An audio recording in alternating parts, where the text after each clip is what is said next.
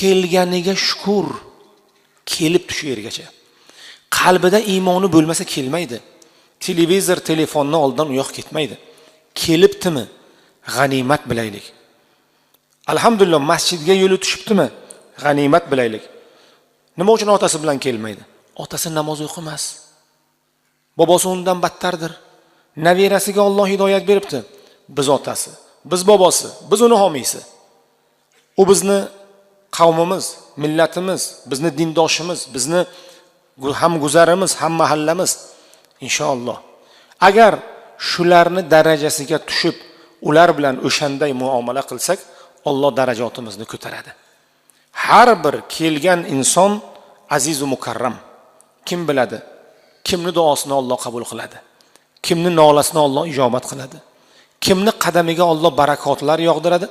Uning sharofati bilan qolgan biz sizning ham duolarimizni Alloh qabul qiladi. Inshaalloh azizlar, mana shu narsalarga ham diqqat qilishlik, e'tibor berishligimiz kerak. Kelma deyishlik, taqiq qilib yo'lni to'sishlik oson, lekin savobi ham yo'q, gunohi bor. Ammo ularni tarbiyalab, yonimizga olib, inshaalloh tarbiyalasak, tahoratni o'rgatsak, bitta shirinlik bersak, bir narsa bersak, inshaalloh ajr va savob bo'ladi.